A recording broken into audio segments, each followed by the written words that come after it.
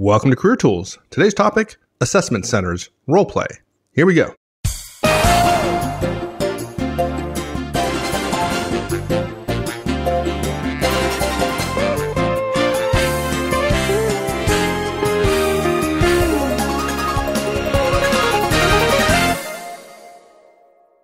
So we're going to talk about role play today, huh?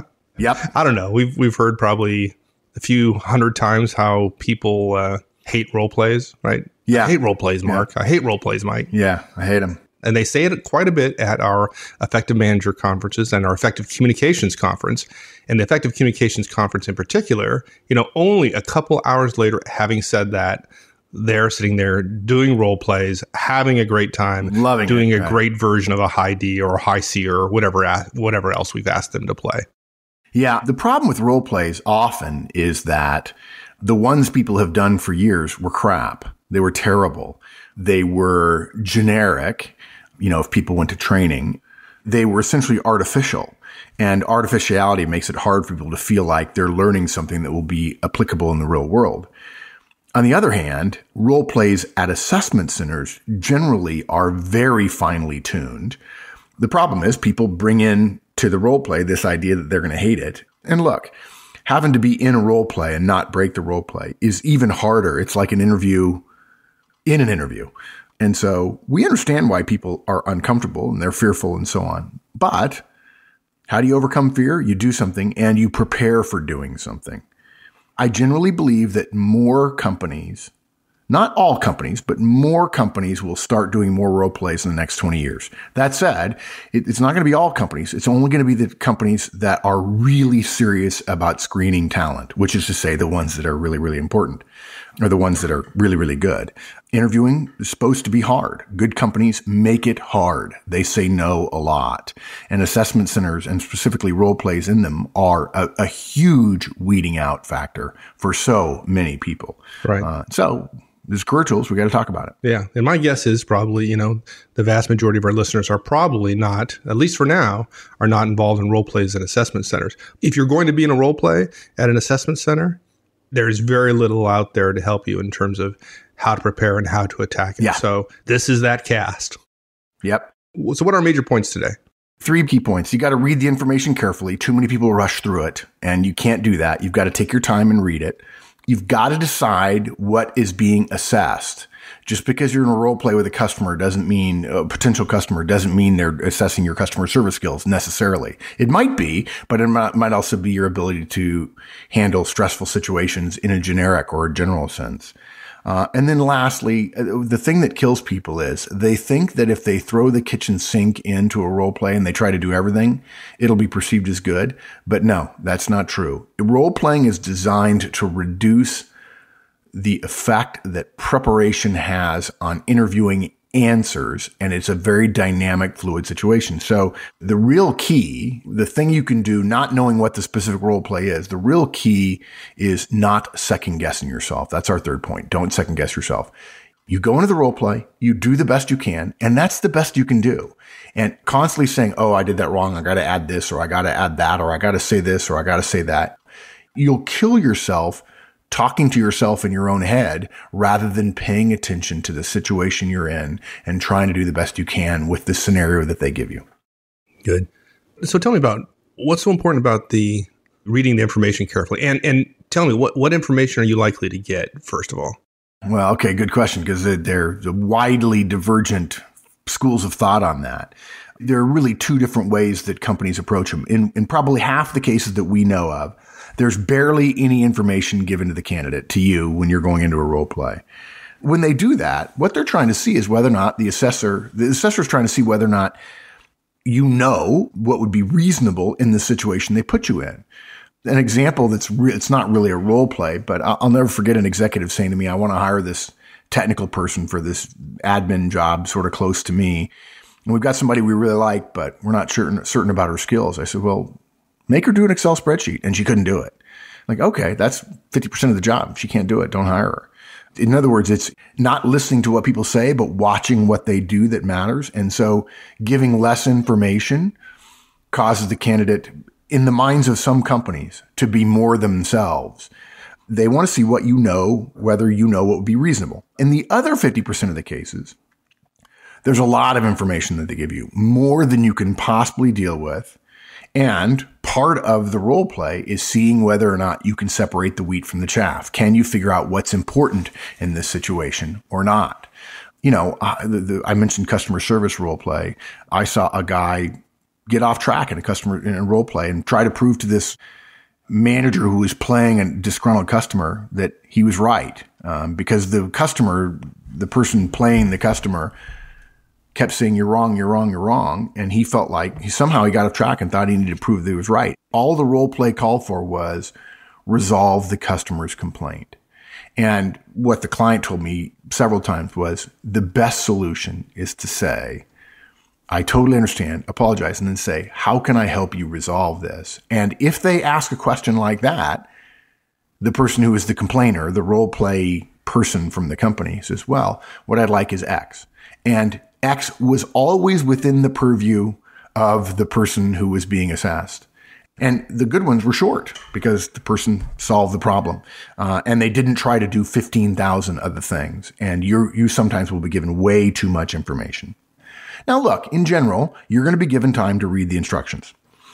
You're going to very quickly understand whether or not the scenario is a too little or a too much information exercise. You're also usually allowed to write on the instructions and given a pen and paper to take notes, or if you're smart, you have a pen and paper with you.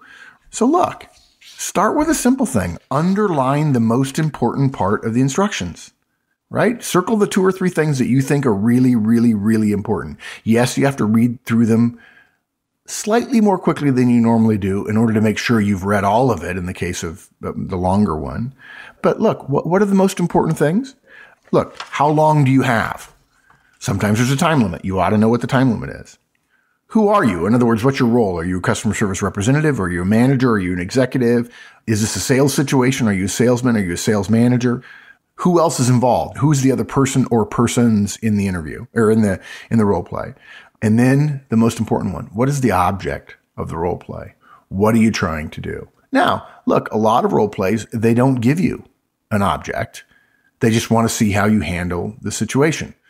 And frankly, I'm amazed at the number of people who just think chatting with somebody is effective, as if to suggest, well, okay, you chatted. And then I asked them at the end, well, what would you have done at that point? You're done chatting for 15 minutes. What would you have done? You were the manager of this person who's upset. What actions would you take? Well, it didn't require me to take any action. Well, okay, no, because we want to leave it up to you. But what would you have done? Well, I don't know. It just depends. I said, well, in that situation, what would you have done? And they're failing. They're literally failing right in front of me. Dying right now. No. Take an action. Now, don't take an action 1 minute in, So look, here's an example. You're reading the instructions and they say you have 10 minutes to read these instructions and 10 minutes for the role play. Okay, obviously you're going to underline 10 minutes to read the instructions and 10 minutes for the role play. Folks, hopefully you wouldn't take your phone into a role play. I suppose there's a 1% chance you would have it in there if you turned it off. But I know companies who would actually say to you, please don't take your phone in there. But then the other thing becomes, you have 10 minutes, you have 20 minutes, you better have a watch on. I think I put a note out a while back that was as simple as wear a watch.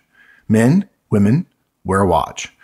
I'm amazed the people, young people today, no offense, young people, but I'm amazed. Oh, I have a phone and the phone has the thing. Yes. And every time you check your phone during a meeting to check the time, we think you're checking email, and perception matters. So you got to have a watch, right? In this case, you could take it off and lay it in front of the instructions if you want to keep track of the 10 minutes. Okay. So you have 10 minutes to read these instructions and 10 minutes for role play. 10 minutes. Each of the 2 10-minute bits is underlined. The role play will begin as soon as the reading 10 minutes are finished. So look, you don't want to be reading at 10 minutes when somebody comes into the room if they're angry or frustrated or if there's going to be confrontation or what have you. And it goes on to say, you are a customer service agent in our San Antonio call center. Okay, so you'd probably underline customer service agent, right? Mrs. A is a customer who has purchased insurance from us for the past 5 years. So you'd write down Mrs. A, customer. Her records for the past 5 years are included. And then underlined, resolve her call to her satisfaction without incurring additional costs to the company. So you're going to underline customer service agent, Mrs. A is a customer. Resolve her call to her satisfaction without any additional costs. Once you read the instructions and you underline those important points, you can spend the remainder of the 10 minutes reading her history. Make notes on the things that you think are going to be important. Obviously, you try to figure out what type of insurance she bought, anything about her family or circumstances, any payment history issues, any increase in insurance, any changes, if it was life insurance, changes in her family situation and so on. Pulling out the important information up front helps you separate the wheat from the chaff. Remembering what, you don't want to be down in the weeds on the wrong thing if you can avoid it. You can't remember 10 pages of information. This is one of those overloaded information things. You can remember 3 or 4 things, some of which we already have written down. And those are the kind of things at a high level that you need to know. Folks, studying everything to the nth degree will not make you better in the role play. Those of you who are high Cs, who like to prepare, spending 5 minutes trying to make something add up is a waste of your time. We're not suggesting you just glance at stuff. We want you to read through everything as much as you can. If there's 10 pages and you have 10 minutes and the pages are single spaced and 8-point type, you're not going to be able to read everything. So you probably need to look for some summaries or some totals at the bottom of the pages or an executive piece at the back. I'm amazed at the number of people who don't quickly look through all the documents and then never realize at the back page, here's an overview, rather than trying to analyze every single line on a multiple page document that really, there's no way. Strategically, you can't get through 10 pages of single spaced stuff in 10 minutes if it's all figures and numbers and number of calls and those kinds of things.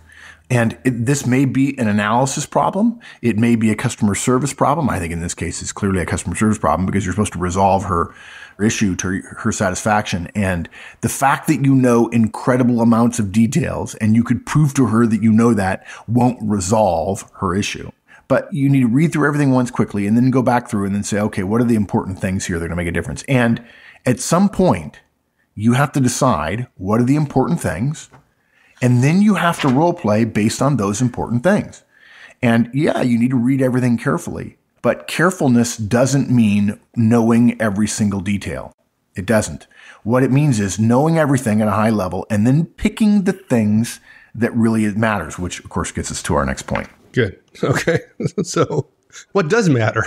Answer me that. Riddle me that, Joker. Yeah, part of the challenge of role plays is that there are 2 simultaneous goals involved.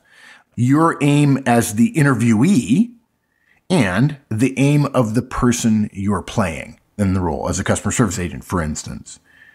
You know what the aim of the person you're playing is, and that's basically given to you as a part of the exercise, right?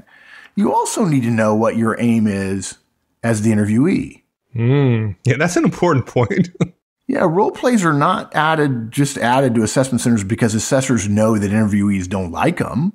They're designed to discover something about you. In many cases, it's about your job skill set. Makes sense, right? In the example that we just gave, the assessors probably want to know whether the candidate can read the notes, find the important information. Then, can he understand the caller's points, whatever they might be? Can he articulate a reasonable answer which satisfies the caller? Can he do it without costing the company money? And if the customer gets angry, and even though that's not in the role play in the paperwork, I can't imagine it won't be a possibility in 50 or 60% of the cases, and maybe even 90% of the cases. Can you handle a customer who's angry if you're interviewing for a customer service job? There's no trick here. There's nothing in the list of things that we just mentioned the company's looking for that you couldn't work out as a candidate in the role. If the company put tricks in role plays, they wouldn't get the results they wanted. Trust me, if you feel like you're being tricked, you're not. You're wrong. And they're assessing something that makes sense. And if it were me and I were interviewing for a customer service role, I would say, okay, I'm going to be a good customer service agent. And rather than having a voice in my head the entire time saying, oh, what's happening here? I'm going to say, okay, here are the 4 or 5 key points. I'm going to decide on what I believe those key points are going to be, and I'm going to do my best to achieve them. You will fail far more often because of your unwillingness to decide or your sense of being overwhelmed than you will if you choose the wrong thing to focus on. And the reason why is you're already nervous because you're being interviewed. Now you're doubly nervous because you're in a role play, and it's way more dynamic than an interview. If you think interviews are hard, wait till you get into role play. And then you've got this voice in your head, this third level of confusion going on because you haven't said, okay, I'm going to pick these things and these are the things I'm going to focus on. Now, we admit you could end up being wrong by choosing A when in fact they're assessing B, and maybe they don't get a good sense that you can do B because you focused on A. That could absolutely happen. In our experience, watching thousands of role plays, that is rarely the problem. The problem is that you've got so much stuff in your head and you're not willing to decide of the 500 things. These are the 3 that really, really matter. Choose and then act on your choices. Deciding, making a decision. Remember, those of you who've listened to our Manager Tools cast is 2 things. It's a choice and the activity that makes the choice real. So if you choose to believe it's about customer service and having a good customer service relationship with someone, make sure you work on the relationship in the call. Even if you fail at spending some of the company's money, that's okay if you deliver on the thing that you believe in your analysis is what they're looking for. If somebody comes into the room dressed as a monkey, right? Like, a company wants to do a trick or play something funny and something completely irrational. That happens a lot. Yeah. Well, there are times when companies do stupid things and they start throwing things around, right? You could carry on pretending nothing happened, or you could stop and say, hey, there's a monkey in the room. Either way, all the company has learned is that if a person dressed as a monkey comes into the room, you react one way or another. Folks, that's not useful. That's not going to happen. Okay. 1 out of every 1,000 companies might do that. If there's a trick like that, the company doesn't have a rational hiring process, and it doesn't matter. If they tell you no, you could say, well, they're irrational, and you've got a good justification. You don't need to worry about some curveball coming in out of left field. If a curveball comes in out of left field, and you just can't imagine why they would do something like that, then you don't have to put too much stock into their decision not to hire you. Or you might not want to put a lot of stock in their decision to hire you. You might say, well, I don't know. That doesn't make sense. You may choose not to be hired, is the point. Yeah, the issue is decide. And deciding is 2 things. And if you want to demonstrate that you're a good customer service person, the one thing you can do is smile a lot, apologize, and restate, and don't say no, and then offer potential solutions. And if you do those things and you miss one of the other things they're looking at you for, you're probably going to be fine. But if you try to do everything, too many times you end up failing. So decide and then act on your decision, act on your choice. And if it comes out wrong, okay, you did the best you could. But don't just try to get everything done, and don't try to do it faster, because if you start getting fast and in your head, your voice is talking to you as well, total failure. It looks bad too from the other side of the glass. If we're watching you, it's really kind of ugly. You can tell in the first 30 seconds whether the person is at peace about their decision or whether they're, oh my gosh, I've got too much to do. Yeah, exactly. And folks, look, don't second guess yourself, right? If you're a good fit for the job so far, you're halfway there. 9 times out of 10, one of these role play scenarios is based on the job you're going to do. It's not going to be some arbitrary activity. It's going to be based upon what you're going to be doing in the role. So if you're going to go for a call center role, it's likely the role play is going to be something about answering calls in a call center. And if you're going to be a project manager, well, it might be about trying to get resources in a matrix environment or some other thing related to project management. If you're going to be an engineer, it might be about resolving a technical problem with your design. Right. Yeah. Tricks are just, it's just not going to happen. Yeah. It's going to be, you're going to expect it. So don't second guess yourself going into it. Don't set yourself up for failure. Right. Once you're in the role play, just concentrate on what's being said and reacting to it. Be yourself. Look, I've said it before, Horseman's Wager, don't be somebody you're not and then regret not getting an offer and wondering what would have happened if you'd been yourself. If you underline the important parts and instructions, you take a minute to think about what the aim of the role play is for the company, those things are in your short-term memory. You don't need to keep thinking about them. You don't need to be constantly assessing yourself every 30 seconds. That's the mistake that people make. Too many voices in their head. It's like the Last Samurai movie, the one with Tom Cruise, where the guy says, he's trying to learn how to wield a samurai sword. He says, you have too many minds, right? And he tells Tom Cruise, no mind, stop thinking. And we're not suggesting you stop thinking. We are suggesting you stop thinking with 20 different thoughts in your head all at once. Yeah. The worst thing you can do is be thinking about what you're saying and trying to figure out, is that the right thing? You have to let go and you have to say, okay, I'm in this scenario. I'm going to act. I don't have my lines, but I'm going to improvise. I'm going to improvise just the way improvisational comedic troupes do it. They're not thinking about, oh my God, what am I say next? They're going to relax and let themselves come out. If what comes out is good, you're going to get an offer. And if it's not, maybe you're not right for that job. Try to be in the moment and not be second guessing yourself. Okay. This is not like interviewing where you have to have a little you sitting on your shoulder saying, how am I doing here? Because if you do too much of that, it will feel artificial to them and you won't be your best. It sounds weird, but you have to try to pretend that the role play is actually real. And look, folks, if you didn't have the skills to be successful in the role play, you wouldn't be there. You wouldn't have gotten through the resume screening. You wouldn't have gotten through probably the first interview. You're probably going to be fine. Yeah. The people that get it ruined because of the role play are the ones who overthink it. Right. Yeah. You don't walk into an interview and immediately do a role play. It's too expensive for a company to do. Right. So yeah, Right. if you made it that far, you're good. Just relax. Yeah. For those of you who have been in role plays before and you want to post them on the forums and get our advice about what might be more specific guidance on that, we'll be happy to share that with you as well. Just go to the forums, do that. And wrapping up, it's not rocket science, folks. You read the information carefully. Okay. Underline what's important, not everything. Decide what's being assessed. Know your time limits, right? Decide what's being assessed. Decide how you're going to demonstrate that. Make a decision and then choose what you're going to focus on and then be willing to act on it. And then stop second guessing yourself so that you can be yourself in the role play. If you get turned down for being yourself, there's no shame or harm in that at all. And look, we know a lot of us don't like role plays. But feeling a little bit awkward for 10 minutes is worth it if you're going for a job or a company that is the job or company of your dreams. And if it's the right job for you, you really do know how to be successful in the role play. Follow this guidance and you will be. Awesome. Thanks, my friend. You bet, partner. We'll see you. Thanks, everyone. That's it. We'll see you next week. In the meantime, have a great one. So long.